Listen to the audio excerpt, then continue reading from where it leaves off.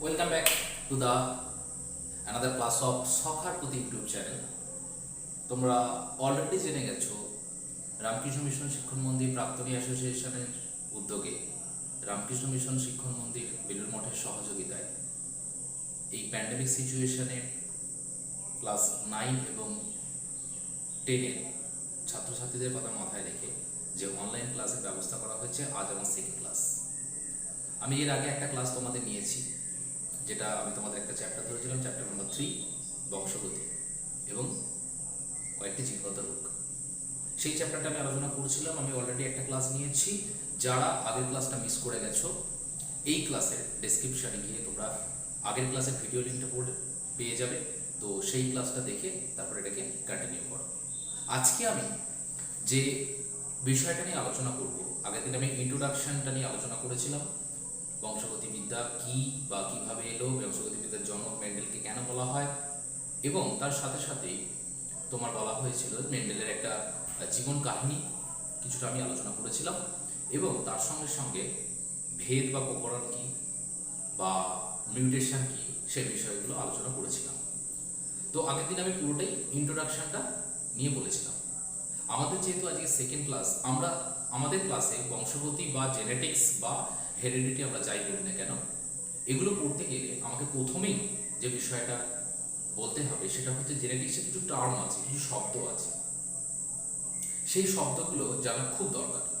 যেমন সাপোজ মনে করো অ্যালিল বা phenotype, genotype, cross, hybridization, locus, এরকম কিছু শব্দ আছে, কিছু টার্ম আছে। সেই টার্মগুলোকে আমাকে জেনে নিতে হবে আগে, তবে আমি জেনেটিক্সটা পড়াটার ক্ষেত্রে কী হবে আমার সুবিধা হবে। সেই জন্য আমরা প্রথমে আজকের ক্লাসে, যেহেতু আমরা জেনেটিক্সে ঢুকবো বা আমরা বংশগতিতে ঢুকবো, ঢোকার আগে আজকের ক্লাসে মেনলি আমি তোমাদের সেই সমস্ত শব্দগুলো নিয়ে আলোচনা করব যেগুলো খুব গুরুত্বপূর্ণ। এবং শুধু জেনেটিক্স পড়তে গেলেই এই শব্দগুলো আমার অত্যন্ত প্রয়োজনীয়, কারণ আমি জিন কথাটা বলবো, আমি অ্যালিন কথাটা বলবো, কিন্তু আমি তখন আর বোঝাবো না, কারণ অলরেডি তোমাদের এই ধারণাগুলো আগে দিয়ে দেওয়া হচ্ছে। তো ভালো করে ক্লাসটা ফলো করো এবং প্রয়োজন হলে সেগুলোকে নোট ডাউন করে নাও, আমি বোর্ডে লিখে দেবো। তো সেই জায়গাগুলো তোমরা লিখে নিতে পারো খাতায়, বা বই থেকেও তোমরা পেয়ে যাবে।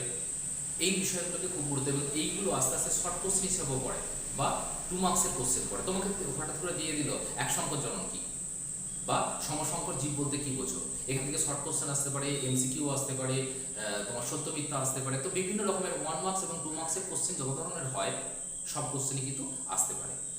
আজকে আমরা বংশগতি সংক্রান্ত কয়েকটি শব্দ নিয়ে আলোচনা করবো। দেখো আমি এখানে অলরেডি লিখে দিয়েছি। আজকের টপিক হচ্ছে তোমার বংশগতি সম্পর্কিত কয়েকটি শব্দের ব্যাখ্যা, মানে শব্দগুলো আগে বলবো, তাদের ব্যাখ্যাগুলো তারপরে আসবো। আমাদের এই ক্লাসটা কিন্তু খুবই গুরুত্বপূর্ণ। তো ক্লাসটাকে মন দিয়ে শেষ পর্যন্ত ফলো করতে থাকো। আর হ্যাঁ, যারা এখনো পর্যন্ত চ্যানেলটিকে সাবস্ক্রাইব করোনি, তো আমাদের সখার প্রতি ইউটিউব চ্যানেলটিকে তোমরা সাবস্ক্রাইব করে দিও, আর পাশে থাকা বেল আইকনটা ক্লিক করে দিয়ে অল নোটিফিকেশন প্রেস করে দিও, যাতে কোনো ভিডিও আপলোড হলেই সঙ্গে সঙ্গে তোমার কাছে নোটিফিকেশন চলে যায়। আর একটা বিষয় যেটা বলি সেটা হচ্ছে যে তোমাদের ক্লাস 9 এবং 10-এর ছাত্রছাত্রীদের কথা মাথায় রেখেই তোমার সব সাবজেক্টের কিন্তু ক্লাস হবে।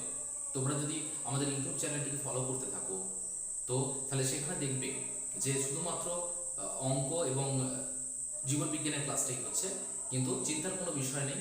আমাদের কিছু সমস্যা মিটিয়ে আমরা যত দ্রুত সম্ভব তোমাদের বাকি ইতিহাস, ভূগোল, জীবন, ভৌতবিজ্ঞান বা বাংলা, ইংরাজি এই ক্লাসগুলো কিন্তু হবে। তোমরা ক্লাসগুলো ফলো করতে থাকো, আর ক্লাসটা যদি ভালো লেগে থাকে বন্ধুদের সাথে শেয়ার করতে পারো এবং লাইক করতে পারো। তো চলো আমরা চলে যাই আমাদের মেন টপিকে। তো আমরা দেখে নিই আমাদের আজকে পড়ার বিষয় কী কী আছে। চলো দেখা যাক। তুমি আমরা যদি চলে আসি আমাদের যে টপিকগুলো আছে, আমাদের যে টার্মগুলো আছে, সেই টার্মগুলোকে আমাদের খুব ভালো করে জানতে হবে। প্রথম টার্ম যেটা আছে সেই টার্মটা যদি আমরা দেখে নিই, আমাদের প্রথম টার্ম যেটা আছে সেটা হচ্ছে তোমার বৈশিষ্ট্য বা ক্যারেক্টারিস্টিক। তাহলে বৈশিষ্ট্য 1 নম্বর টার্মে আমরা আসি। বৈশিষ্ট্য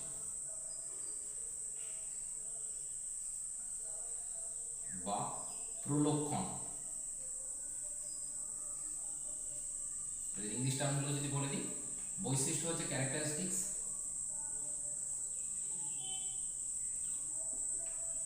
ক্যারেক্টারিস্টিক্স অর প্রলক্ষণ বা ট্রেট, TRAIT ট্রেট। তাহলে প্রথম আমরা যে শব্দটা নিয়ে আলোচনা করব সেটা হচ্ছে বৈশিষ্ট্য বা প্রলক্ষণ বা ট্রেট। তাহলে বৈশিষ্ট্য বলতে আমরা কি বুঝি? আমাদের অনেক সময় পরীক্ষায় প্রশ্ন লিখতে দেওয়া হয় না যে এর বৈশিষ্ট্য লেখো, ওর বৈশিষ্ট্য লেখো। তাহলে যদি আমি একটা উদাহরণ দিয়ে বোঝাই, ধরো বললো যে একটা মানুষের বৈশিষ্ট্য লেখো, তাহলে তুমি কি লিখবে? তাহলে মানুষের বৈশিষ্ট্য বলতে তুমি বাইরের দিক থেকে যে জিনিসগুলো দেখতে পাচ্ছ বা তার মধ্যে যে গুণাবলীগুলো তুমি লক্ষ্য করতে পারছো সেগুলোই তার ট্রেট বা বৈশিষ্ট্য। ধরো যদি বলে আমার বৈশিষ্ট্য লিখতে দেওয়া হয়, তাহলে আমি বললাম কি আমার একটা মাথা আছে, ঠিক আছে, মাথায় কালো কালো চুল আছে, যেটা একটা বৈশিষ্ট্য, ঠিক আছে, আমি চশমা পরে থাকি, তাহলে এটা আমার একটা বৈশিষ্ট্য, আমি দুটো হাত আছে, দুটো পা আছে, তাহলে এটা হচ্ছে আমার বৈশিষ্ট্য, আমার গায়ের বর্ণ কীরকম, এগুলো বৈশিষ্ট্য। তাহলে বাহ্যিকভাবে যে বিষয়গুলোকে তুমি প্রত্যক্ষ করতে পারছো, তাহলে বা এক কথায় বলা যায় কোনো একটা চিহ্ন বা সংকেত দেখে যখন কোনো একটা জীবকে বা কোনো একটা বস্তুকে তুমি চিনতে পারবে, সেটা সজীব হোক বা নির্জীব হোক, সেটাই হচ্ছে তার বৈশিষ্ট্য। তাহলে এক কথায় বৈশিষ্ট্য বলতে বুঝি যে লক্ষণ বা যে চিহ্নের সাহায্যে কোনো একটা জীবকে সহজে চেনা যায়, সেটাই হচ্ছে তার বৈশিষ্ট্য। তাহলে প্রলক্ষণ বা ট্রেট, তাহলে যেটাই বৈশিষ্ট্য সেটা হচ্ছে ক্যারেক্টারিস্টিক্স, আর যেটা প্রলক্ষণ সেটা হচ্ছে ট্রেট। তাহলে এখান থেকে বলা যায় যে এই যে বৈশিষ্ট্যগুলো দিয়ে চেনা যায়, সাপোজ আমি একটা উদাহরণ যদি দিই এবার, এখানে ধরো মনে করো যে মোটর গাছ, মেন্ডেল যেহেতু মোটর গাছ নিয়ে পরীক্ষা করেছিলেন, তো মোটর গাছের দুটো বৈশিষ্ট্য আছে। তাহলে মোটর গাছ লম্বা মোটর গাছ, মোটর গাছ, এবং এখানে আমি একটা বিশুদ্ধ কথাটা লিখছি, কারণ বিশুদ্ধ বিষয়টা কেন লিখছি সেটা পরে বোঝাবো।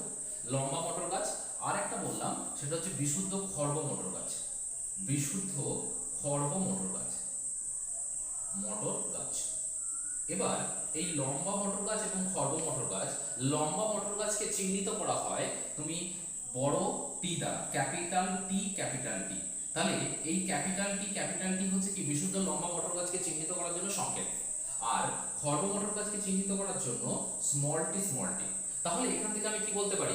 ক্যাপিটাল টি কি ডিনোট করছে? তাহলে ক্যাপিটাল টি তোমার ডিনোট করছে লম্বা বৈশিষ্ট্যটাকে ডিনোট করছে, আর স্মল টি ডিনোট করছে হচ্ছে তোমার খর্ব বৈশিষ্ট্য। তাহলে তুমি এখান থেকে খুব সহজেই বলতে পারছো যে ক্যাপিটাল টি আছে মানে এটা হচ্ছে লম্বা হওয়ার জন্য সংকেত বহন করছে, বা লম্বা হওয়ার জন্য বৈশিষ্ট্য বহন করছে, বা লম্বা হওয়ার বৈশিষ্ট্য। আর যদি স্মল টি থাকে তাহলে তোমাকে বুঝে নিতে হবে এটা হচ্ছে খর্ব বৈশিষ্ট্য। তাহলে যে বৈশিষ্ট্য দিয়ে কোনো একটা জীবকে সহজে চেনা যায় বা তাকে সহজে আইডেন্টিফাই করা যায়, সেটাই হচ্ছে তার বৈশিষ্ট্য। তাহলে ক্যাপিটাল টি লম্বা আর স্মল টি হলে খর্ব। তাহলে এইটুকু বিষয়টা মাথায় রাখতে হবে, তোমরা ডেফিনেশন বই থেকে পেয়ে যাবে। এটা গেল এক নম্বর। দু নম্বর যেটা আছে আমাদের, বা দু নম্বর আমরা যেটা যাবো সেটা হচ্ছে অ্যালিল। দু নম্বর যে বৈশিষ্ট্যটা আসছে সেটা হচ্ছে অ্যালিল, বা এটাকে অ্যালিলোমর্ফ বলা হয়, অ্যালিল অথবা অ্যালিলোমর্ফ।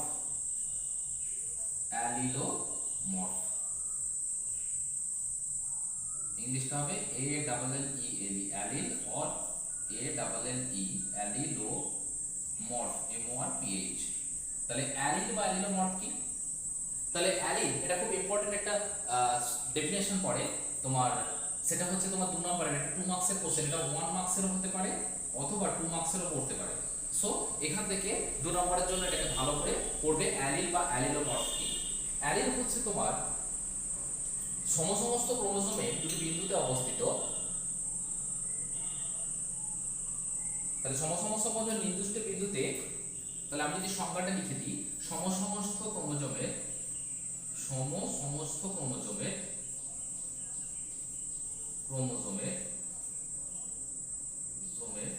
নির্দিষ্ট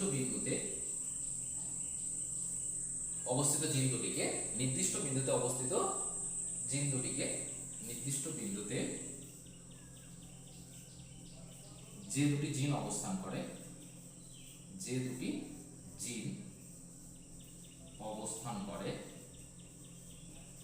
তাদের একে অপরের অ্যালিল বলে,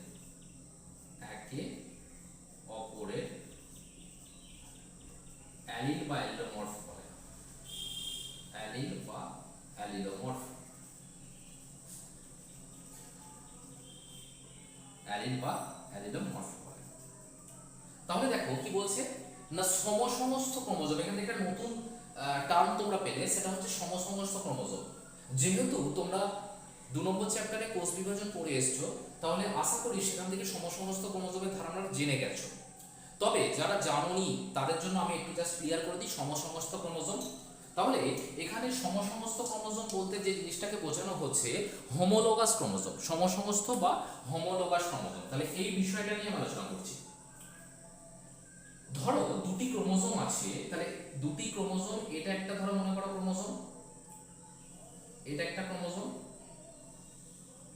আমি জাস্ট স্কিমেটিক ছবি, এ দেখো হোমোলোগাস ক্রোমোজোম যখনই আমি বলতে আসছি তখনই কি হচ্ছে হোমোলোগাস। হোমো শব্দের অর্থ হচ্ছে সেম, আর লোগাস মানে উৎপত্তিগত হবে। তাহলে এখানে দেখো দুটো ক্রোমোজোম আমি এঁকেছি, যার মধ্যে দেখতেই পাচ্ছ এই যে ক্রোমোজোমটা লাল কালার দিয়ে যেটা এঁকেছি সেটাতেও 6টা জিন আছে, এবং ব্লু কালার দিয়ে যেটা এঁকেছি সেখানেও দেখো 6টা জিন আছে। তাহলে যখন দুটো ক্রোমোজোমের কি হবে না, দুটো ক্রোমোজোম তোমার সেন্ট্রোমিয়ারের অবস্থান দেখো প্রায় একই জায়গায়, গঠনটা দেখো প্রায় একই রকম, জিনের সংখ্যা সব একই রকম। তাহলে যখন দুটি ক্রোমোজোমের বা পাশাপাশি অবস্থিত দুটি ক্রোমোজোম গঠনগতভাবে বা আকৃতিগতভাবে সব দিক থেকে সমান হবে, তাহলে কিভাবে সমান হবে? সেন্ট্রোমিয়ারের অবস্থান একই হবে, বা একই দূরত্বে থাকবে, বা একই দৈর্ঘ্যে থাকবে, ক্রোমোজোমগুলো দৈর্ঘ্য একই থাকবে, ক্রোমোজোমে জিনের অবস্থান একই থাকবে, ক্রোমোজোমে জিনের সংখ্যা একই থাকবে। তাহলে যখন দুটি পাশাপাশি অবস্থিত দুটি ক্রোমোজোমের যখন আকার বা আকৃতিগতভাবে একই হবে, ক্রোমোজোমের সেন্ট্রোমিয়ারের অবস্থান একই রকম হবে, তোমার জিনের সংখ্যা বা জিনের অবস্থান একই রকম হবে, তখন তাকে বলা হবে কি একে অপরের হোমোলোগাস। তাহলে এটা হচ্ছে এর হোমোলোগাস, আবার একইভাবে এটা হচ্ছে এর হোমোলোগাস।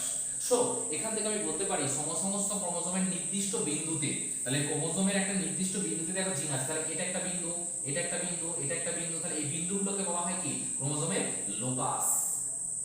লোকাস, তাহলে ক্রোমোজোমের যে স্থানে জিন অবস্থান করে সেই স্থানটাকে বলা হচ্ছে কি লোকাস, কারণ লোকাস মানে লোকেশন, আমরা কোথায় থাকি, that is our location. So ক্রোমোজোমের কোথায় জিন থাকে সেটা হচ্ছে তার লোকেশন। তাহলে এ একটা লোকাস, তাহলে এ জিনটা যেখানে আছে তাহলে এটা হচ্ছে এ এর লোকাস, বি জিনটা এখানে আছে তাহলে এটা বি এর লোকাস, সি এর লোকাস, ডি এর লোকাস। তাহলে প্রত্যেকটা জিন ক্রোমোজোমের যে স্থানটায় অবস্থান করছে সেই স্পেসিফিক জায়গাটাকে বলা হচ্ছে কি লোকাস। এবার দেখো তাহলে যে দুটি জিন অবস্থান করে, তাহলে এখানে একটা জিন এখানে একটা জিন, তাহলে অপোজিট আমি ধরতেই পারি। সাপোজ মনে করো এখানে আমি বলেছিলাম বিশুদ্ধ লম্বা মটর গাছের বৈশিষ্ট্য নিয়ন্ত্রণ করে কি ক্যাপিটাল টি ক্যাপিটাল টি, তাহলে ক্যাপিটাল টি একটা জিন, এই ক্যাপিটাল টি আরেকটা জিন। তাহলে মনে করো এই ক্যাপিটাল টিটা একটা ক্রোমোজোম থেকে এসেছে, আর এই ক্যাপিটাল টিটা আরেকটা ক্রোমোজোম থেকে এসেছে। সো তারা একে অপরে একসাথে যুক্ত হয়ে কি তৈরি করছে ক্যাপিটাল টি ক্যাপিটাল টি ক্যাপিটাল টি ক্যাপিটাল টি, তাহলে কি হলো একে অপরের অ্যালিল, তাহলে এটা এর অ্যালিল, আবার একইভাবে এটা এর অ্যালিল। একইভাবে আমি বলতে পারি ক্যাপিটাল টি স্মল টি, তাহলে এটা একটা ক্রোমোজোম থেকে আসছে, এটা একটা ক্রোমোজোম থেকে আসছে, তাহলে capital T small T allele আর small T capital T allele. আবার এটাও হতে পারে স্মল টি, তাহলে এটা এর অ্যালিল, এটা এর অ্যালিল, কারণ এটা একটা হোমোলোগাস ক্রোমোজোমের পার্ট, এটা একটা হোমোলোগাস ক্রোমোজোমের জিন। তাহলে এই দুটি জিন যখন দুটো হোমোলোগাস ক্রোমোজোম থেকে একটা স্থানে এসে কোন একটা নির্দিষ্ট বৈশিষ্ট্যকে নিয়ন্ত্রণ করবে, তখন সেটাকে বলা হচ্ছে কি তোমার একে অপরের অ্যালিল। যেমন ক্যাপিটাল টি এটা কি হবে বিশুদ্ধ লম্বা, বিশুদ্ধ লম্বা মটর গাছকে নিয়ন্ত্রণ করে, বিশুদ্ধ লম্বা মটর গাছ বৈশিষ্ট্যের জন্য দায়ী। ক্যাপিটাল টি যখন ক্যাপিটাল টি স্মল টি হয়ে যাবে তখন এটা কি সংকর লম্বা মটর গাছ এর বৈশিষ্ট্য নিয়ন্ত্রণ করে, সংকর লম্বা। আর স্মল টি যখন হবে তখন হয়ে যাচ্ছে কি বিশুদ্ধ খর্ব, বিশুদ্ধ খর্ব। তাহলে এখান থেকে দেখে বুঝতে পারছি সমস্ত ক্রোমোজোমে এটা একটা হোমোলোগাস ক্রোমোজোম থেকে আসবে ক্যাপিটাল টি, স্মল টি একটা হোমোলোগাস ক্রোমোজোম থেকে আসবে। তাহলে এখানে এসে কি করবে নির্দিষ্ট বিন্দুতে অবস্থান করে কোনো একটা বৈশিষ্ট্যকে নিয়ন্ত্রণ করবে, তখন তাদের একে অপরের ক্যাপিটাল টিকে স্মল টি অ্যালিল বলবো, স্মল টিকে ক্যাপিটাল টি অ্যালিল বলবো। তাহলে এরা কি হতে পারে দুটো জিন একই রকম হতে পারে, দুটো জিন আলাদাও হতে পারে, ঠিক আছে। তাহলে এখান থেকেই আমি বলতে পারি অ্যালিল বা অ্যালিলোমর্ফ। এবার চলে আসি আমাদের পরের যে শব্দটা আছে সেই শব্দটা কি। এবার আমরা যে জিনিসটা বলবো সেটা হচ্ছে বংশগতির ফ্যাক্টর, ফ্যাক্টর, অথবা এটা কি পরবর্তীকালে নাম করা হয়েছিল কি জিন। আমি তোমাদের গত ক্লাসে বলেছিলাম যে ফ্যাক্টর শব্দটি বলেছিলেন কে মেন্ডেল, তাই তো। তাহলে ফ্যাক্টর শব্দটি প্রবর্তন করেছিলেন গ্রেগর জোহান মেন্ডেল, মেন্ডেল। আর অন্যদিকে জিন শব্দটি ব্যবহার করেছিলেন জোহানসেন, জোহানসেন। তাহলে জোহানসেন জিন শব্দটি বলেছিলেন, কারণ শর্ট কোশ্চেন করে এটা বলেছিলাম যে যেটাই মেন্ডেলের ফ্যাক্টর সেটাই হচ্ছে জোহানসেনের জিন, কারণ দুটো হচ্ছে সিমিলার। তাহলে এই জিন হচ্ছে, জিনকে কি বলা হয়, বংশগতির ধারক এবং বাহক। তাহলে জিন হলো বংশগতির ধারক বা বাহক। তাহলে এখান থেকে বলতে পারি জিন হলো বংশগতির ধারক এবং বাহক। কেন এই কথাটা বললাম না, বংশগতির ধারক এবং বাহক বলা হচ্ছে তার কারণ হচ্ছে আমাদের দেহের মধ্যে যে বৈশিষ্ট্যগুলো আছে সেগুলো আমাদের পিতৃজনু থেকে অপত্য জনুতে, মানে আমাদের পিতামাতার দেহ থেকে আমাদের মধ্যে সঞ্চারিত হয়েছে। তাহলে সেই বৈশিষ্ট্যগুলো সঞ্চারিত যে হচ্ছে, তাহলে কে বহন করছে আর কে ধারণ করছে? তাহলে ডিএনএ বা আরএনএ এর মধ্যে থাকা জিন এই বৈশিষ্ট্যগুলোকে ধারণ করে এবং তারাই কি করে, একটা প্রজন্ম থেকে আরেকটা প্রজন্ম, মানে একটা জেনারেশন থেকে বা একটা জনু থেকে অপর একটা জনুতে স্থানান্তরিত করে, মানে পিতৃজনু থেকে তোমার অপত্য জনুতে স্থানান্তরিত করছে। সো এটা পরে বংশগতির ধারক এবং বাহক কি, সেটা হচ্ছে জিন, যেটা ডিএনএ এবং আরএনএ মধ্যে মেনলি হচ্ছে ডিএনএ, মেনলি প্রধানত হচ্ছে কি ডিএনএ এর মধ্যে পাওয়া যায়।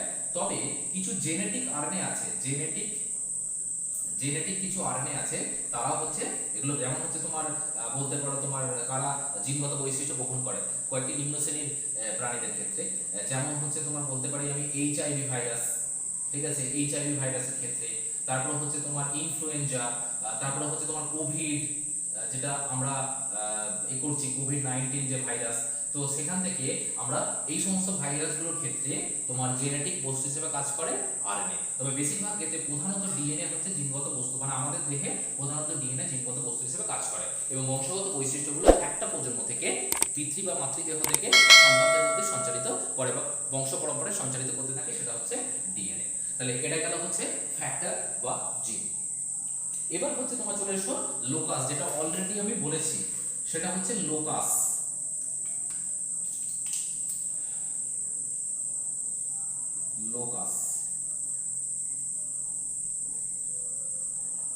তাহলে লোকাস আমি বললাম যেটা হচ্ছে কি লোকেশন কথা থেকে এসেছে। তাহলে লোকাস কথাটার উৎপত্তি কোথা থেকে হয়েছে? তাহলে লোকাস কথাটার উৎপত্তি হয়েছে লোকেশন থেকে কথাটা এসেছে লোকাস। তাহলে ক্রোমোজোমের যে স্থানে জিন অবস্থান করে, সাপোজ মনে করো আমি একটা ছবি আঁকি এখানে, তাহলে বুঝতে সুবিধা হবে তোমাদের। সেটা হচ্ছে এই হচ্ছে একটা ক্রোমোজোম, এটা একটা সেন্ট্রোমিয়ার। তাহলে এই ক্রোমোজোমের এখানে জিন আছে একটা, এটা একটা, এটা একটা, এটা একটা, এটা একটা, এটা একটা, এটা একটা।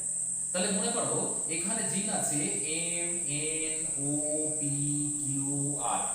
তাহলে আমি এখানে দেখতে পাচ্ছি কি জিনের সংখ্যা হচ্ছে, তাহলে জিনগুলো হচ্ছে তোমার 6টা জিন আছে, M N O P Q R 6টা জিন। তাহলে ক্রোমোজোমের যে স্থানে অবস্থান করেছে সেই জায়গাগুলোকে আমি মার্ক করছি, দেখো। তাহলে ক্রোমোজোমের এই স্থানে এম আছে, এই স্থানে এন আছে, এটা ও, এটা পি এর স্থান, এটা কিউ এর স্থান, এটা আর এর স্থান। তাহলে যেহেতু 6টা জিন আছে, তাহলে 6টা জিনের এখানে 6টা লোকাস পাচ্ছি। তাহলে এটা একটা লোকাস, এটা একটা লোকাস, এটা একটা লোকাস, তাহলে এগুলো প্রত্যেকটাই কি একটা করে লোকাস। তাহলে ক্রোমোজোমের যে স্থানে জিন অবস্থান করে সেই স্থানটাকে বলা হচ্ছে কি লোকাস। আশা করি বুঝতে পারছো। লোকাস শর্ট কোশ্চেন হিসেবে পড়ে ক্রোমোজোমে জিন অবস্থানকারী স্থানটি বা ক্রোমোজোমের ড্যাশ স্থানে জিন অবস্থান করে, তাহলে লোকাসে জিন অবস্থান করে। তাহলে এটা গেল লোকাস। এবার আমরা চলে আসব আমাদের পরের যেটা আছে, সেটা হচ্ছে যে জায়গাগুলো, সেটা হচ্ছে সমসংকর এবং বিষমসংকর।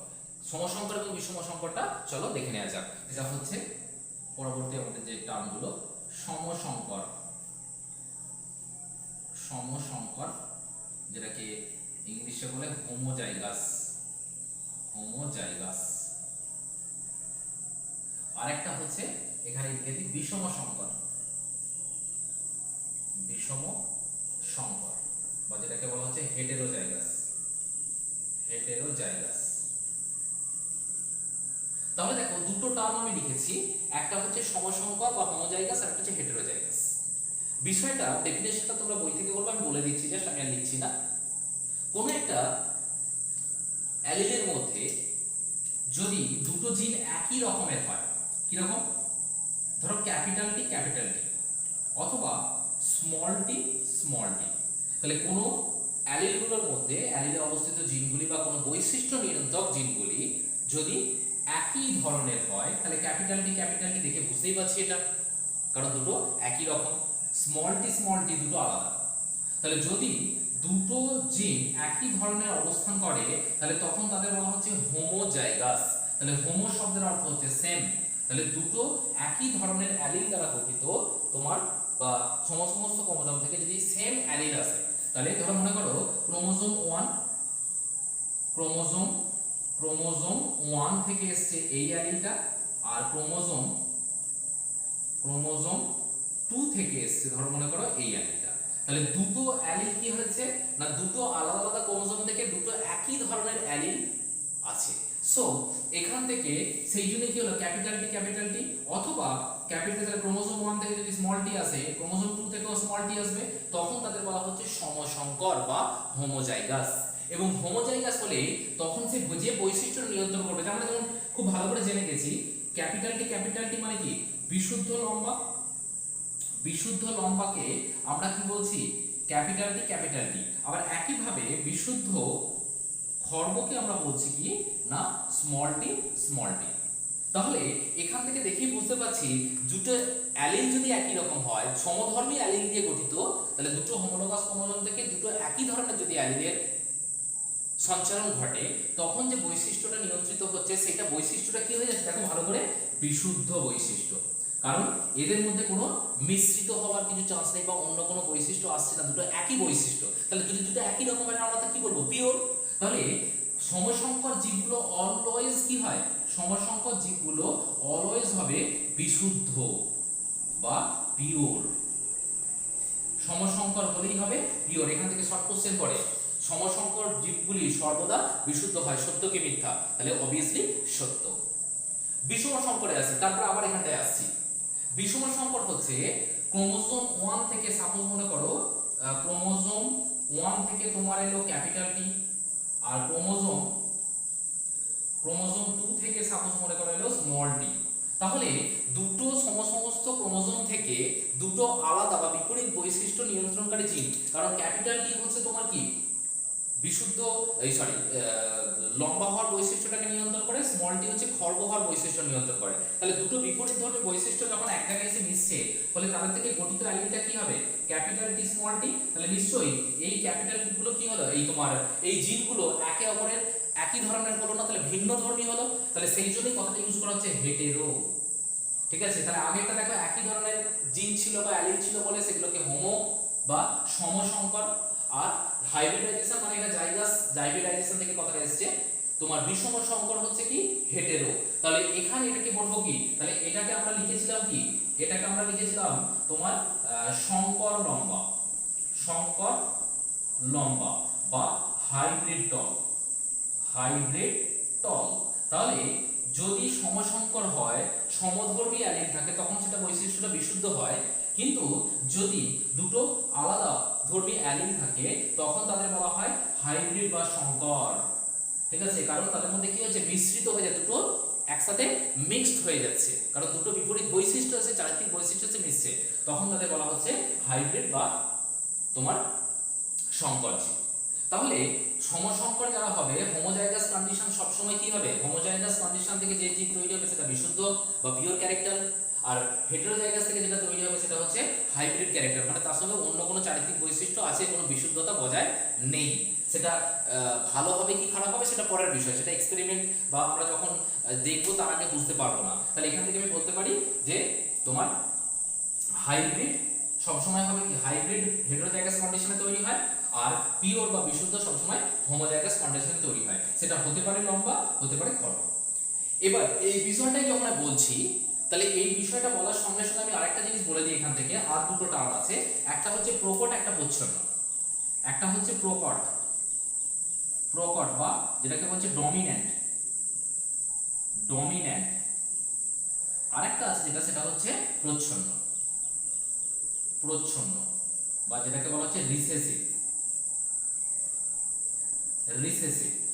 তাহলে ধরো এখানে তোমার দুটো বৈশিষ্ট্য বা দুটো অ্যালিল আছে, তো তাহলে দুটো বিপরীত দুটো জিন আছে, তাহলে দুটো জিনের মধ্যে সবাই কি চাইবে, দুটো জিনই প্রকাশ পেতে চাইবে, কিন্তু প্রকাশ পাবে একজন। তাহলে সবসময় প্রকাশিত একজন হবে, একজন অপ্রকাশিত অবস্থায় রয়ে যাবে। তাহলে দুটো জিন, একটা অ্যালিলের মধ্যে অবস্থিত দুটি জিন, সবাই চাইবে তার নিজেকে প্রকাশ করতে, কিন্তু একটা জিন প্রকাশ হতে পারবে আর একটা জিন প্রকাশ হতে পারবে না, সে অপ্রকাশিত অবস্থায় রয়ে যাবে। আমি একটা উদাহরণ দিই। এটা আমার দুটো হাত, তোমরা খুব ভালো করে দেখতে পাচ্ছ দুটো হাত। আমি হাত দুটোকে এইভাবে রাখলাম। এবার তুমি আমাকে বলো, তোমার দিক থেকে বা সামনের দিক থেকে তুমি কটা হাতের উপস্থিতি লক্ষ্য করতে পারছো বা কটা হাত দেখতে পাচ্ছ? তোমার ন্যাচারালি মনে হচ্ছে এখানে একটা হাতই আছে, তাই তো? একটা হাতই তুমি দেখতে পাচ্ছ, দুটো হাত কিন্তু দেখতে পাচ্ছ না। কিন্তু কেন দেখতে পাচ্ছ না? না, যে সামনে আছে, তাহলে সামনে কি আছে? সামনে আমার এই হাতটা রয়েছে, তাহলে এই হাতটা প্রকাশিত হচ্ছে, কিন্তু এর পিছনেও আরেকজন দাঁড়িয়ে আছে। তাহলে সেটা কি? সেটা আছে কিন্তু অপ্রকাশিত অবস্থায়। কারণ কি? যেটা প্রকাশিত হয়, তাহলে এটা আমার কি, এটা প্রকাশিত হচ্ছিল, তাহলে এটা প্রকট বৈশিষ্ট্য। তাহলে যে বৈশিষ্ট্যটি, দুটি বৈশিষ্ট্যের মধ্যে, অ্যালিলে উপস্থিত দুটি বৈশিষ্ট্যের মধ্যে যে বৈশিষ্ট্যটি প্রকাশিত হয়, তাহলে এই বৈশিষ্ট্যটা প্রকাশিত হয়েছিল, তাহলে এটা হচ্ছে প্রকট।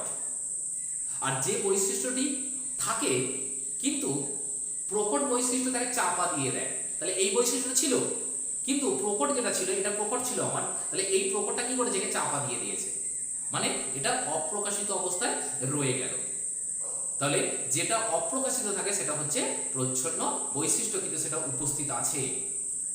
তাহলে এটা হলো প্রকট, এটা হলো প্রচ্ছন্ন। তাহলে সর্বদা যে বৈশিষ্ট্যটা প্রকাশ পায় সেটাকে প্রকট বা ডমিনেন্ট ক্যারেক্টার বলা হয়, আর যে বৈশিষ্ট্য থাকে কিন্তু অপ্রকাশিত অবস্থায় প্রকাশ পায় না, সেটা হচ্ছে তোমার কি, প্রচ্ছন্ন বৈশিষ্ট্য। আরো একটা উদাহরণ দিই। তোমাদের ক্লাসের বন্ধুদের মধ্যে ধরো, মনে করো একটা বন্ধু আছে খুব লম্বা, একটা বন্ধু আছে খুব বেটে। তাহলে যে বন্ধুটা লম্বা তুমি তাকে সামনে দাঁড় করালে, আর যে বন্ধুটা বেটে তাকে পিছনে দাঁড় করালে, তাহলে কি হবে? পিছনে যে বন্ধুটা, তাহলে লম্বা বন্ধুর পিছনে, তাহলে সাপোজ এইভাবে তুমি যদি আমাকে দেখো, আমার পিছনে একজন দাঁড়িয়ে আছে, সাপোজ মনে করো আমার পিছনে একজন দাঁড়িয়ে আছে, কিন্তু সে আমার থেকে লম্বায় ছোট। তাহলে আমি সামনে আছি মানে কি, সে পিছনে গার্ড হয়ে গেল। তাহলে আমি সামনে আছি যখন, তুমি সামনে থেকে আমাকেই দেখবে, পিছনের জনকে দেখতে পাবে না। তাহলে পিছনের জন আছে কিন্তু লুকিয়ে আছে, মানে অপ্রকাশিত অবস্থায় রয়ে আছে। তাহলে তোমার দুই বন্ধু একে অপরের অ্যালিল, তাহলে যে প্রকাশ পেল, যে লম্বা দৈর্ঘ্যের, সে হচ্ছে প্রকট, আর লম্বাটা সরে গেলেই পিছনের জন যে থাকবে সেটা হচ্ছে কি, প্রচ্ছন্ন বা রিসেসিভ। আশা করি বুঝতে পেরেছো। তাহলে দুটো বৈশিষ্ট্য সর্বদা থাকে। এবার দুটো বৈশিষ্ট্য যদি একই রকম হয়, তাহলে এখানে অলওয়েজ ক্যাপিটাল যেগুলো ধরা হবে সেগুলো প্রকট, ক্যাপিটাল গুলো সবসময় প্রকট হয়, আর স্মল গুলো সবসময় প্রচ্ছন্ন ধরা হয়, প্রচ্ছন্ন।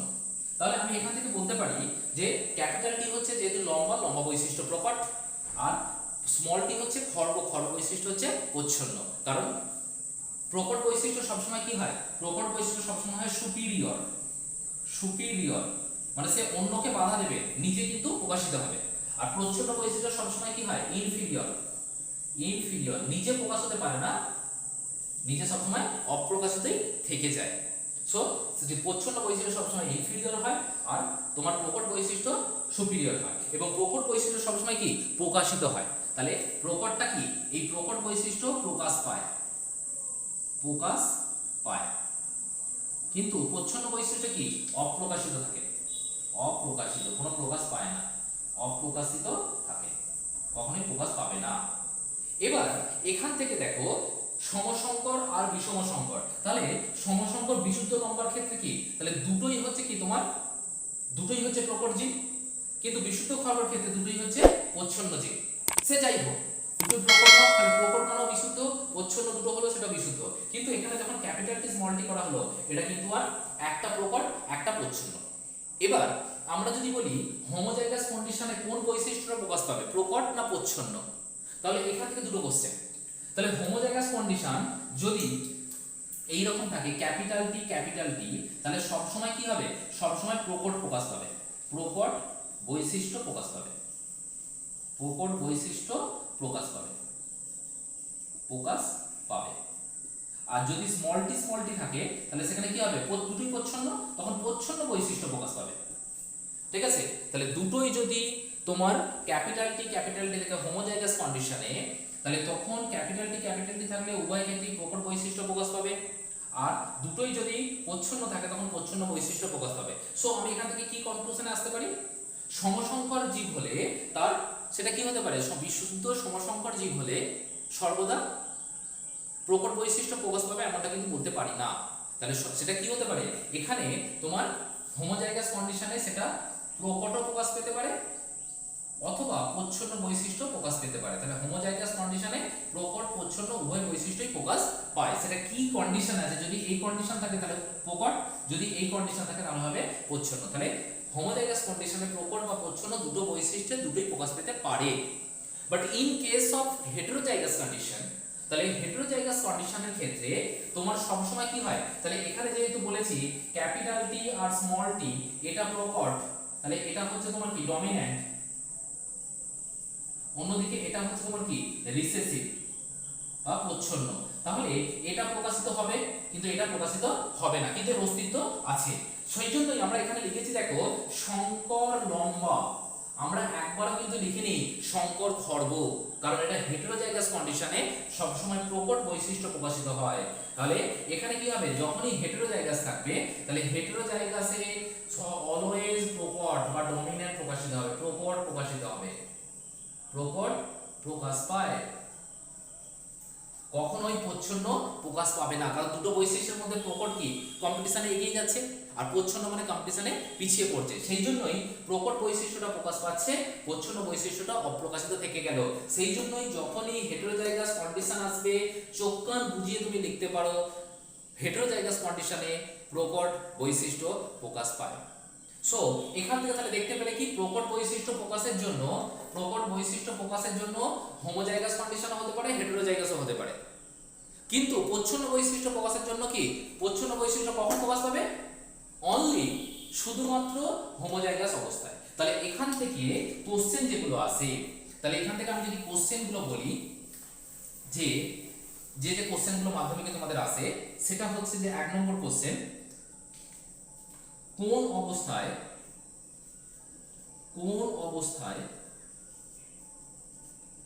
প্রচ্ছন্ন বৈশিষ্ট্য প্রকাশিত হয়, প্রচ্ছন্ন বৈশিষ্ট্য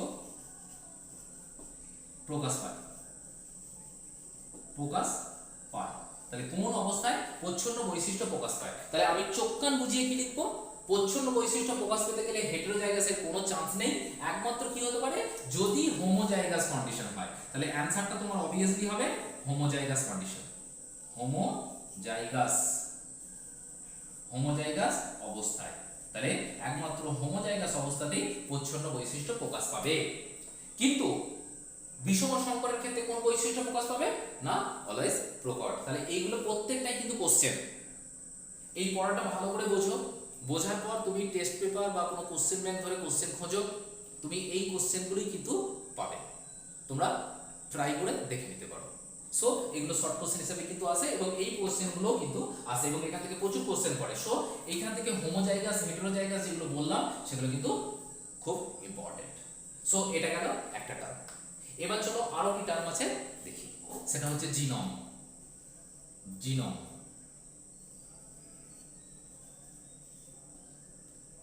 the haploid set of chromosome. তাহলে জিনোম কি, জীবের হ্যাপ্লয়েড সেটে যতগুলি ক্রোমোসোম থাকে সেটা হচ্ছে, তাকে বলা হয় কি জিনোম।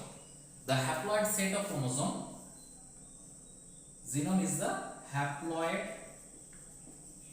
সেট অফ ক্রোমোসোম, বা ক্রোমোসোমের হ্যাপ্লয়েড সেটে যতগুলি জিন থাকে সেটাই হচ্ছে তার জিনোম। তাহলে ক্রোমোসোমের হ্যাপ্লয়েড সেটে মোট জিনের সমষ্টিকে বলা হয় জিনোম, মোট জিনের সমষ্টি। তাহলে ক্রোমোসোমের হ্যাপ্লয়েড সেটে যতগুলি জিন থাকবে সেটাই হচ্ছে তার জিনোম। পরের পয়েন্ট, পরের টপিক কি আছে, হোমোজাইগাস পড়েছি আমরা, হেটেরোজাইগাস পড়েছি, আর একটা জিনিস আমাদের পড়ে নেওয়া দরকার হেমিজাইগাস।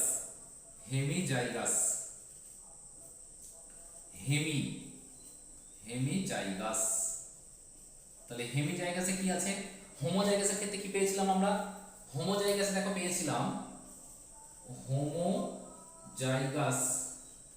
জাইগাসে পেয়েছিলাম দুটো অ্যালিল কিন্তু সেম, এটা হতে পারে অথবা এটা হতে পারে। হেটেরোজাইগাসের ক্ষেত্রে কি পেলাম, হেটেরোজাইগাসের ক্ষেত্রে আমরা পেয়েছিলাম কি দুটো বিপরীতধর্মী অ্যালিল, ঠিক আছে, তাহলে দুটো আলাদা। তাহলে এখানে হোমোজাইগাস বা হেটেরোজাইগাস যাই বলো না কেন, দুটো জিন মিলে একটা বৈশিষ্ট্যকে নিয়ন্ত্রণ করছে। যেমন ক্যাপিটাল টি ক্যাপিটাল থেকে বিশুদ্ধ লম্বা, ক্যাপিটাল টি স্মল টি হচ্ছে সংকর লম্বা। হেমিজাইগাস হচ্ছে একটি মাত্র জিন যদি একটি বৈশিষ্ট্য নিয়ন্ত্রণ করে, তাহলে দুটি জিন নয় কিন্তু এখানে। তাহলে হেমিজাইগাস অবস্থা হচ্ছে কোন জীবের বৈশিষ্ট্য নিয়ন্ত্রণের জন্য তাহলে একটি মাত্র জিন দ্বারা কোন বৈশিষ্ট্য নিয়ন্ত্রিত হয়। তাহলে কোনো একটা বৈশিষ্ট্য নিয়ন্ত্রণের জন্য এখানে দেখলাম আমরা দুটো জিন লাগছে, কিন্তু হেমিজাইগাস কন্ডিশন হলে একটি মাত্র জিন দ্বারা কোনো বৈশিষ্ট্য নিয়ন্ত্রিত হয়। তাহলে সংজ্ঞাটা কি বলবো, যখন কোনো বৈশিষ্ট্য শুধুমাত্র একটি জিন দ্বারা নিয়ন্ত্রিত হবে দুটির পরিবর্তে, তখন সেই অবস্থাটাকে বলা হচ্ছে কি হেমিজাইগাস অবস্থা। এটা গেল 2 নম্বর। 3 নম্বর চলে এসো জাইগোট। জাইগোট তো আমরা জানি, ঠিক আছে, জাইগোট যেহেতু আমরা জনন করেছি, তাহলে জননের সময় আমরা জনন পড়তে গিয়ে আমরা জাইগোট পড়েছি, কারণ দুটো বিপরীত জীবের মধ্যে যখন মিলন ঘটছে জাইগোট, তখন যে প্রথম ডিপ্লয়েড সেলটা তৈরি হচ্ছে সেটাকে বলা হচ্ছে কি তোমার জাইগোট। যৌন জননের ক্ষেত্রে আমরা যেমন খুব সহজেই বলতে পারি সেটা হচ্ছে শুক্রাণুর সাথে হ্যাপ্লয়েড ডিম্বাণু মিশে তৈরি করে ডিপ্লয়েড জাইগোট, অথবা পরাগরেণুর সাথে তোমার ডিম্বাণু মিলে উদ্ভিদের ক্ষেত্রে তৈরি করে ডিপ্লয়েড জাইগোট। সো জাইগোট হচ্ছে ডিপ্লয়েড সেল বা ডিপ্লয়েড কোষ। তারপরে যেটা আছে সেটা হচ্ছে তোমার কি ক্রস, ঠিক আছে, ক্রস। এই ক্রসটা একটু ভালো করে বলতে হবে তোমাকে। আচ্ছা, ক্রসটা বলার আগে আমি তার আগে চলে আসি তোমাকে আরেকটা জিনিস বলি, প্লিওট্রপি। PLEIOTROPY, pleiotropy.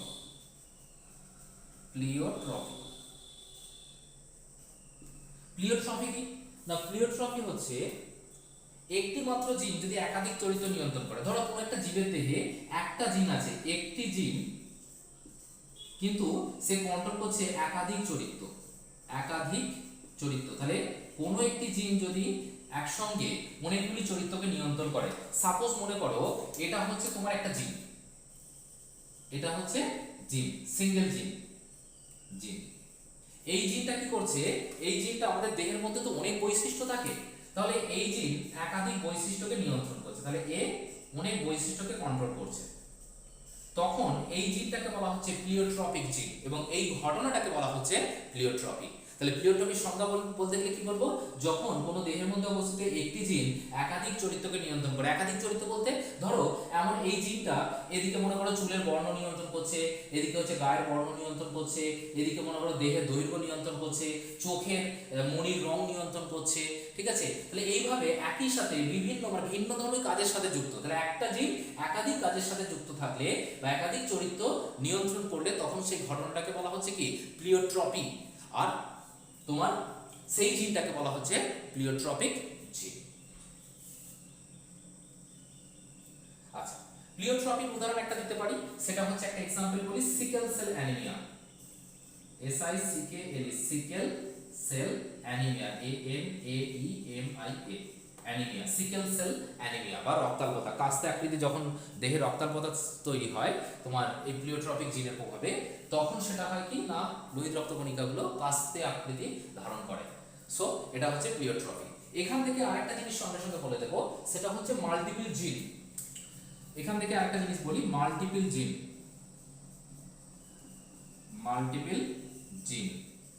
তাহলে এটা ঠিক উল্টো ঘটনা, প্লিওট্রপিক ঠিক উল্টো ঘটনা। প্লিওট্রপিতে একটি জিন একাধিক ক্যারেক্টারকে কন্ট্রোল করছিল, এখানে হয়ে যাবে একাধিক জিন একটি ক্যারেক্টারকে কন্ট্রোল করে। তাহলে এখানে আমি বলতে পারি একাধিক জিন একটি বৈশিষ্ট্য নিয়ন্ত্রণ করে, একটি বৈশিষ্ট্য নিয়ন্ত্রণ করে। তাহলে মনে করো এখান থেকে আমি যদি ছবিটাকে এইভাবে দেখাই, সাপোজ মনে করো এটা কোন একটা বৈশিষ্ট্য, ঠিক আছে, একটা নির্দিষ্ট বৈশিষ্ট্য। তাহলে এই নির্দিষ্ট বৈশিষ্ট্যটাকে নিয়ন্ত্রণ করার জন্য সাপোজ মনে করো একাধিক জিন কাজ করছে। তাহলে এখানে একটা জিন, এই জিন, তাহলে অনেকগুলি জিন মিলে কোন একটা বৈশিষ্ট্যকে, তাহলে এটা হচ্ছে জিন 1, এটা হচ্ছে জিন 2, এটা জিন 3, জিন 4, জিন 5, জিন 6, তাহলে এরকম 6টা জিন মিলে, সাপোজ আমি ধরলাম 6টা জিন মিলে ওই একটা বৈশিষ্ট্যকে নিয়ন্ত্রণ করছে, তখন এই ঘটনাটাকে বলবো কি, এই ঘটনাটাকে বলবো মাল্টিপল জিন। তাহলে মাল্টিপল মানে কি, অনেকগুলি জিন, তাহলে অনেকগুলি জিন মিলে একটা নির্দিষ্ট বৈশিষ্ট্যকে নিয়ন্ত্রণ করলে মাল্টিপল জিন। আর একটি জিন যদি একাধিক ক্যারেক্টার, তাহলে এখানে কি বলতে পারি, character 1, character 2, character 3, character 4, character 5, character 6, ঠিক আছে, তাহলে অনেকগুলো ক্যারেক্টারকে কন্ট্রোল করে, তখন সেটা হয়ে যাচ্ছে কি প্লিওট্রপি। মাল্টিপল জিনের উদাহরণ দিতে পারি, সেটা হচ্ছে মানুষের গায়ের বর্ণ, গাত্র বর্ণ, গাত্র বর্ণ বা স্কিন কালার, স্কিন কালার, তাহলে এটা হচ্ছে প্লিওট্রপিক উদাহরণ। এবার বলে দিই মাল্টিপল অ্যালিল, যখন অনেকগুলি অ্যালিল থাকবে, একই জিনের দুইয়ের বেশি যদি উদ্ভেদ থাকে, তখন সেটাকে বলা হচ্ছে কি মাল্টিপল অ্যালিল। তাহলে এখান থেকে আরেকটা চলে এসো, মাল্টিপল অ্যালিল, মাল্টিপল অ্যালিল, তাহলে সরি ALLELE, মাল্টিপল অ্যালিল, তাহলে একই জিনের একাধিক রূপ, তাহলে অ্যালিল মানে কি রূপ ভেদ। সো মাল্টিপল অ্যালিল বলতে পারি একই জিনের একাধিক রূপ থাকলে, একাধিক রূপ বা ফর্ম থাকলে, তখন তাকে বলা হচ্ছে কি, তখন সেই জিনটাকে বলা, অ্যালিলটাকে বলা হচ্ছে multiple allele. So multiple allele পর্যন্ত গেল। এবার আমরা আমাদের পরের জায়গাটায় চলে আসবো, কি আছে একটু দেখে নেওয়া যাক। সেটা হচ্ছে তোমার ক্রস, ক্রস। সো কি এই ক্রস, দুটো বিপরীত চারিত্রিক বৈশিষ্ট্য সম্পন্ন জীবের মধ্যে সংকরায়ন ঘটানোটা। তাহলে স্যার সংকরায়ন কি, তাহলে সংকরায়ন হচ্ছে, সংকরায়ন বা যেটাকে বলা হচ্ছে হাইব্রিডাইজেশন, হাইব্রিডাইজেশন। ধরো মনে করো ক্যাপিটাল টি বিশুদ্ধ লম্বা মটর গাছের সাথে বিশুদ্ধ খর্ব মটর গাছের মিলন ঘটানো হচ্ছে, তাহলে এটাই হচ্ছে সংকর জীব তৈরি হওয়ার পদ্ধতিতে সংকরায়ন বা হাইব্রিডাইজেশন, এবং এদের মধ্যে যে মিলন, এই মিলনটাকে বলা হচ্ছে ক্রস। তাহলে এই পদ্ধতিটা হচ্ছে সংকরায়ন পদ্ধতি, এবং দুটো বিপরীত বৈশিষ্ট্য সম্পন্ন জীবের মধ্যে যে মিলন ঘটানো বা এই যে মিলন ঘটানো হচ্ছে, এটা হচ্ছে ক্রস। তাহলে এখান থেকে আমি খুব সহজেই বলতে পারি দুটো বিপরীত চারিত্রিক বৈশিষ্ট্যের মিলন। তাহলে সংকরায়ন হচ্ছে দুটি বিপরীত চারিত্রিক বৈশিষ্ট্যের মিলন, বৈশিষ্ট্যের মিলন হচ্ছে কি, মিলন হলো সংকরায়ন, সংকরায়ন। তাহলে দুটো বিপরীত চারিত্রিক বৈশিষ্ট্যের মিলনকে বলা হচ্ছে সংকরায়ন।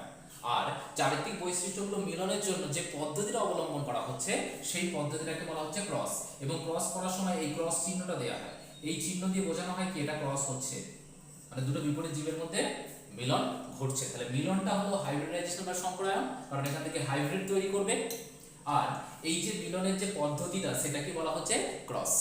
তাহলে ক্রস সংজ্ঞা তোমরা বই থেকে দেখে নেবে। ক্রস দুই ধরনের হতে পারে, ঠিক আছে, দুই ধরনের হতে পারে, সেটা হচ্ছে তোমার টেস্ট ক্রস এবং ব্যাক ক্রস। ক্রসকে যদি আমি ভাগ করি, ক্রস হলো দুই প্রকার, টেস্ট ক্রস, আর এখান থেকে আরেকটা বলতে পারি কি back cross, back cross. So test cross কি না, টেস্ট ক্রস হচ্ছে যেটা বিষয়, সেটা হচ্ছে এখান থেকে টেস্ট ক্রস ব্যাক ক্রস বলার আগে আমি আরেকটা জিনিস বলে দিই এখান থেকে, যেহেতু সংকরায়নটা আমি এখানে বলতে শুরু করেছি, এদের যদি আমি সংকরায়ন ঘটাই, এই ক্যাপিটাল টির সাথে স্মল টি যদি সংকরায়ন ঘটাই, তাহলে কি আসবে আমার বিষয়টা, capital T cross small tea, এখান থেকে রিডাকশন ডিভিশন হয়ে আসবে ক্যাপিটাল টি, এখান থেকে রিডাকশন ডিভিশন ও মিয়োসিস হয়ে আসবে টি। তাহলে এটা হচ্ছে তোমার কি, এটা হচ্ছে ক্যাপিটাল টি স্মল টি একটা হাইব্রিড। আমি আগেই বলেছিলাম হাইব্রিডাইজেশন, হাইব্রিড তৈরি হবে, এটাকে বলা হয় প্রথম অপত্য জনু বা F1 জনু, ঠিক আছে, F1 জেনারেশন বা F1 জনু বা প্রথম অপত্য জনু। তাহলে এখানে কি আছে, বিশুদ্ধ প্রকট, আর এটা হচ্ছে বিশুদ্ধ প্রচ্ছন্ন। তাহলে এখান থেকে আগে ক্রসটাকে বুঝিয়ে দিই, তারপরে এই জায়গাগুলো আসছি। টেস্ট ক্রস হচ্ছে F1 জনুর সাথে, F1 জনুর কোন জীবের সাথে, যে জীবটাই তৈরি হোক না কেন F1 জনুতে, তার সাথে বিশুদ্ধ প্রচ্ছন্ন জীবের, তাহলে এর সাথে কে বিশুদ্ধ প্রচ্ছন্ন, বিশুদ্ধ প্রচ্ছন্ন জীবের সংকরায়ন ঘটানোকে বলা হচ্ছে টেস্ট ক্রস। তাহলে বিষয়টা কি দাঁড়ালো, F1 এ কে ছিল ক্যাপিটাল টি স্মল টি, আর ক্রস কার সঙ্গে ক্রস হচ্ছে বিশুদ্ধ প্রচ্ছন্ন মানে কি স্মল টি। তাহলে যদি F1 এর সাথে বিশুদ্ধ প্রচ্ছন্ন ক্রস ঘটানো হয় তখন সেটা হবে টেস্ট ক্রস। একইভাবে F1 এর সাথে কার ক্রস করাবো, হয় বিশুদ্ধ প্রকট অথবা প্যারেন্টের মধ্যে নিতে হবে অবশ্যই বিশুদ্ধ প্রচ্ছন্ন। তাহলে এই বিশুদ্ধ প্রকট বা বিশুদ্ধ প্রচ্ছন্ন কাদের মধ্যে নেব, প্যারেন্ট থেকে, কারণ এটা একটা প্যারেন্ট এটা বিশুদ্ধ প্রকট প্যারেন্ট আর বিশুদ্ধ প্রচ্ছন্ন প্যারেন্ট। তাহলে এখান থেকে আমি কি বলতে পারি, এটা দুই ধরনের হতে পারে। তাহলে এটা যে যদি আমি বিশুদ্ধ প্রকটটাকে চুজ করি তাহলে F1 মানে হচ্ছে ক্যাপিটাল টি স্মল টি ক্রস বিশুদ্ধ প্রকট মানে এটা ক্যাপিটাল টি। আর 2 নম্বর কি হতে পারে, F1 এর সাথে বিশুদ্ধ প্রচ্ছন্ন, তাহলে F1 মানে ক্যাপিটাল টি স্মল টি ক্রস এটা বিশুদ্ধ প্রচ্ছন্ন স্মল টি। তাহলে দুটোই হতে পারে কি, এই দুটোকে বলা হচ্ছে বিশুদ্ধ প্যারেন্টের বিশুদ্ধ প্রকট প্যারেন্টও নিতে পারি, বিশুদ্ধ প্রচ্ছন্ন F1 এর সঙ্গে যদি ক্রস করাই তখন সেটা হবে ব্যাক ক্রস। তাহলে আমি এখান থেকে বলতে পারি যে সব টেস্ট ক্রসই ব্যাক ক্রস, তাই তো, কারণ এই টেস্ট ক্রস মানে কি, এইটা মানে তো ব্যাক ক্রস, কিন্তু সব ব্যাক ক্রস টেস্ট ক্রস নয়। দেখো বুঝতে পারলে কি বল, তাহলে এখান থেকে বলছে কি সমস্ত টেস্ট ক্রস গুলোই ব্যাক ক্রস কিন্তু সমস্ত ব্যাক ক্রস টেস্ট ক্রস নয়। তাহলে কোশ্চেনটা কি, কোশ্চেনটা দাঁড়ালো তোমার কি, সকল টেস্ট ক্রসই ব্যাক ক্রস কিন্তু সকল ব্যাক ক্রস টেস্ট ক্রস নয়, এটা ব্যাখ্যা করো। তাহলে নিশ্চয়ই বলা যাবে এখান থেকে খুব সহজে দুটো ক্রস এঁকে দিলেই টেস্ট ক্রস মানেই হচ্ছে ব্যাক ক্রস মানেই হচ্ছে এই টেস্ট ক্রস মানেই হচ্ছে ব্যাক ক্রস, কিন্তু এটা তো আছে প্রকটের সঙ্গে, তাহলে প্রচ্ছন্ন হলে তবে সেটাকে ব্যাক ক্রসটাকে টেস্ট ক্রস বলতে পারে, কিন্তু প্রকট হলে তো সেটাকে টেস্ট ক্রস বলতে পারবো না, ঠিক আছে, সেটা ব্যাক ক্রসই। তাহলে সেই জন্য বলা হচ্ছে সব টেস্ট ক্রসই ব্যাক ক্রস কিন্তু সব ব্যাক ক্রস টেস্ট ক্রস বলা যাচ্ছে না। আশা করি বুঝতে পেরেছো। আমরা যে জায়গাটায় আসবো সেটা হচ্ছে এক সংকর জনন এবং দ্বিসংকর জনন। এক সংকর জনন বা যেটাকে বলা হচ্ছে মোনোহাইব্রিড ক্রস। আরেকটা আসবো যেটা সেটা হচ্ছে এই দিকে চলে আসি, সেটা হচ্ছে দ্বিসংকর জনন বা যেটাকে বলা হচ্ছে ডাইহাইব্রিড ক্রস।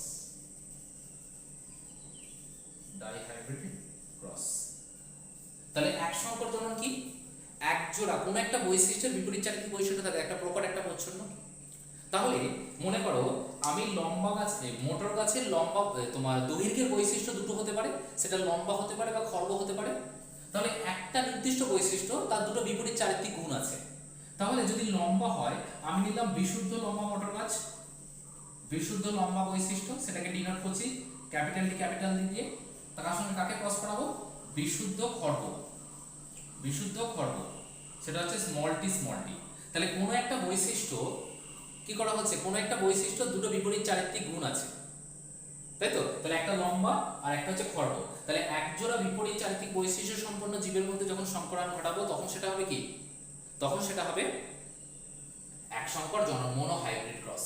তাহলে একজোড়া বিপরীত চারিত্রিক বৈশিষ্ট্য সম্পন্ন জীবের মধ্যে সংকরায়নকে বলা হচ্ছে এক সংকর জনন। তাহলে এটা হচ্ছে এক সংকর জনন। আমি এটা করতে পারি, ঠিক আছে, আর এর সাথে ক্রস করলাম ডাব্লিউ, আমি একটা সাপোজ ধরলাম এটা মোনোহাইব্রিড ক্রস, কারণ একই বৈশিষ্ট্য দুটো আলাদা রূপ, ঠিক আছে। বা তোমার বিবির সাথে আমি করলাম ডাব্লিউ, ঠিক আছে, সেটাও আরেকটা মোনোহাইব্রিড ক্রস। তাহলে একজোড়া বিপরীত বৈশিষ্ট্য, তাহলে কোনো বৈশিষ্ট্যের দুটো আলাদা রূপ নিয়ে যখন সংকরায়ন ঘটানো হবে এবং সেখানে বৈশিষ্ট্য থাকবে একটা নির্দিষ্ট। সো এখানে যেমন আমি দৈর্ঘ্যের বৈশিষ্ট্য নিয়েছি, তাহলে দৈর্ঘ্যের বৈশিষ্ট্যকে বলা হচ্ছে মোনোহাইব্রিড ক্রস। তেমনি একইভাবে আমি করলাম কি দ্বিসংকর জনন করছি, হলুদ ও গোলাকার বীজের সাথে মোটর গাছের বীজ নিচ্ছি, হলুদ গোলাকার মোটর বীজের সাথে কার সংকরায়ন ঘটাচ্ছি, সবুজ ও কুঞ্চিত বীজের।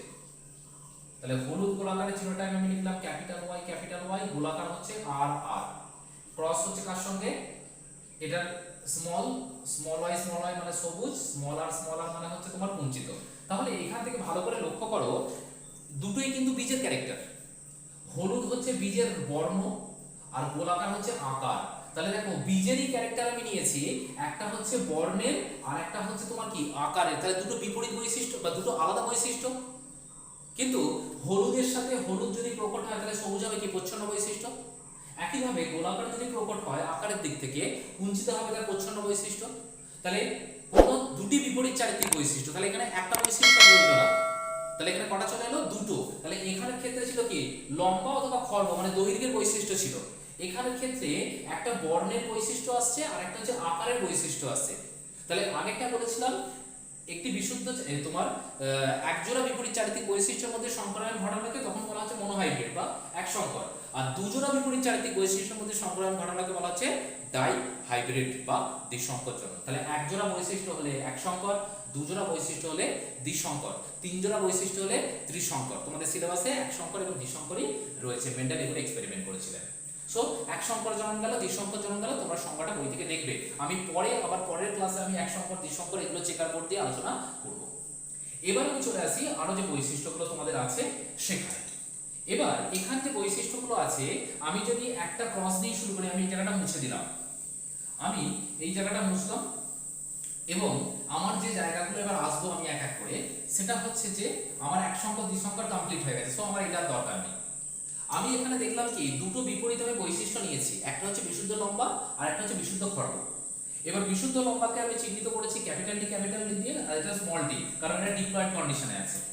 এরা হচ্ছে জনিত্রী জীব, এইগুলোকে বলা হচ্ছে জনিত্রী জীব বা প্যারেন্ট অর্গানিজম। প্যারেন্ট অর্গানিজম,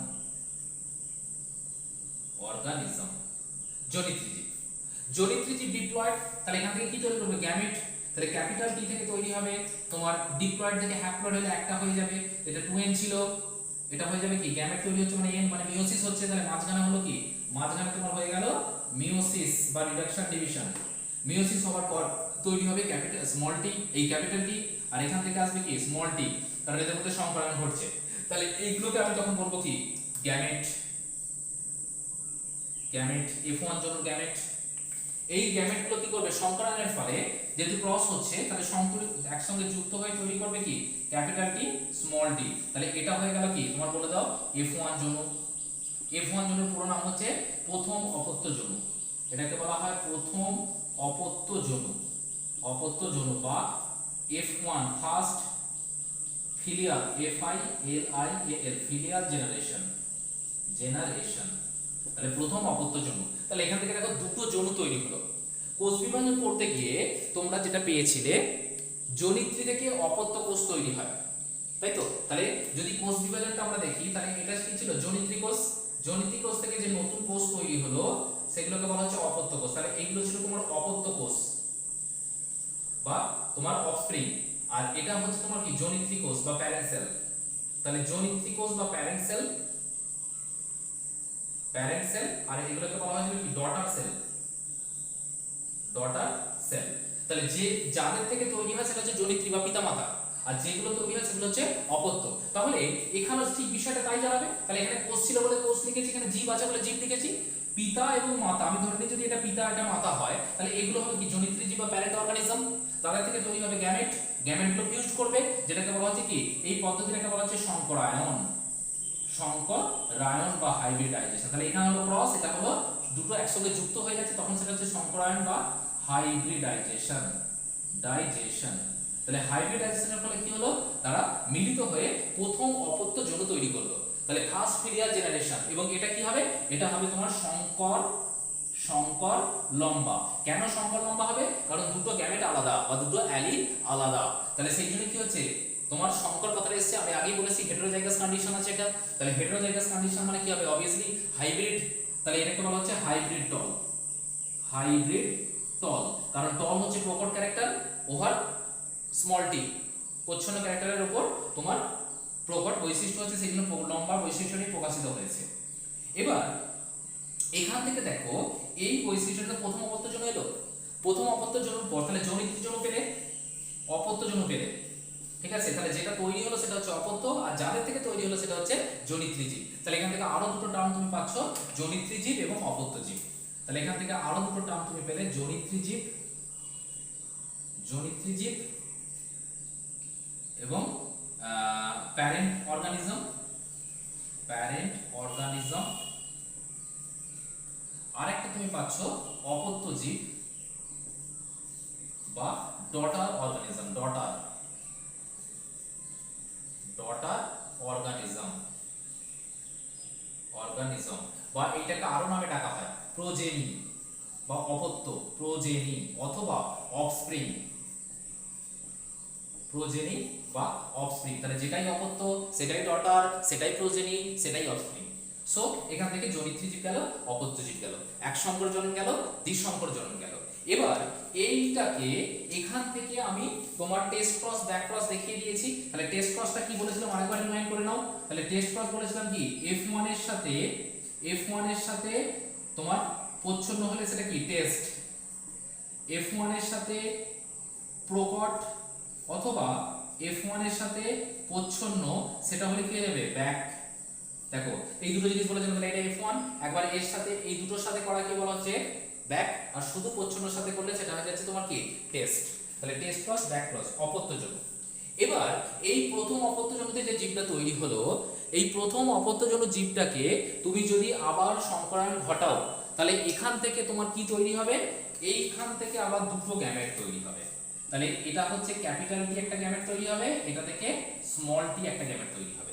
ঠিক আছে, এই যে দুটো গ্যামেট তৈরি হলো এইগুলোকে তুমি যদি ক্রস করাতে থাকো, মানে তুমি যদি এগুলোকে চেকার বোর্ডে ফেলে দাও, তাহলে এইগুলোকে চেকার বোর্ডে ফেললে তোমার কি আসবে দেখো দেখে নাও।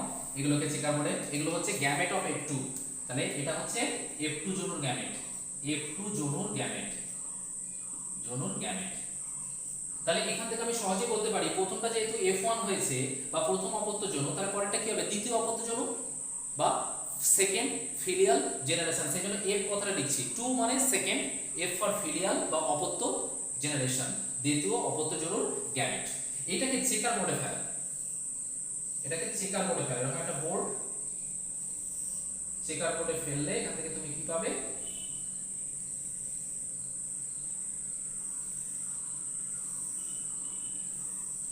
এখান থেকে তুমি এই দিকটাকে ডিটেক্ট করো মেল, এদিকে মেল গ্যামেট গুলো দেবো আর এদিকে দেবো ফিমেল গ্যামেট গুলো। তাহলে মেল ফিমেল গ্যামেট বলতে কি একই তো গ্যামেট আছে, একটা হচ্ছে ক্যাপিটাল টি একটা স্মল টি, তাহলে বসিয়ে দাও এদিকে ক্যাপিটাল টি স্মল টি, এখানে ক্যাপিটাল টি স্মল টি। তাহলে এবার এই বোর্ডটাকে বলা হচ্ছে কি F2 জনুর চেকার বোর্ড। তাহলে এটা হচ্ছে F2 জনুর চেকার বোর্ড, চেকার বোর্ড মানে F2 জনুতে কতগুলো অপত্য আসবে সেটা চেকার বোর্ডের সাহায্যে বোঝানো হয়। এটার সাথে এটা গুণ করে এখানে বসাও ক্যাপিটাল টি, এটার সাথে এটা গুণ করে এখানে বসাও ক্যাপিটাল টি স্মল টি। একইভাবে এটার সাথে এটা গুণ করে এখানে বসাও, যেহেতু প্রকট আগে, প্রকটটাকে আগে দেবো প্রচ্ছন্ন পরে, এটার সাথে এটা গুণ করে এখানে বসাও। তাহলে এখান থেকে দেখে বলো তো কি কি বৈশিষ্ট্য পেলে। ক্যাপিটাল টি মানে হচ্ছে বিশুদ্ধ লম্বা, তাহলে এটা হচ্ছে বিশুদ্ধ লম্বা। এটা হচ্ছে কি সংকর লম্বা, কারণ হেটেরোজাইগাস আছে। এটা হচ্ছে কি সংকর লম্বা, এটা হচ্ছে বিশুদ্ধ খর্ব।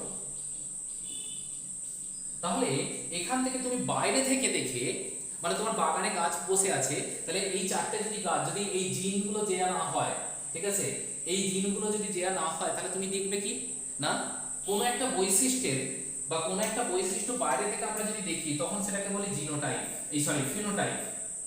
তাহলে দুটো টার্ম আবার আসছে, ফিনোটাইপ, ফিনোটাইপ, আর একটা টার্ম বলবো যেটা সরি PHENO ফিনোটাইপ, আর একটা টার্ম যেটা বলবো সেটা হচ্ছে জিনোটাইপ, জিনোটাইপ, GENOTYPE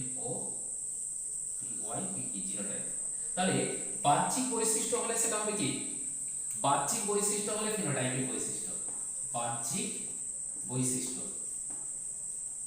আর জিনগত বৈশিষ্ট্য হলে, জিনগত বৈশিষ্ট্য হলে জিনোটাইপ।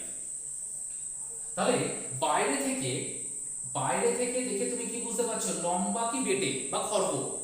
তাহলে লম্বাটা হচ্ছে কি বাইরে থেকে দেখে বুঝছো সেটা বিশুদ্ধ কি সংকর, তুমি যতক্ষণ না জিনটা দেখতে পাচ্ছ, জিনোটাইপ দেখতে পাচ্ছ ততক্ষণ বুঝতে পারছো না।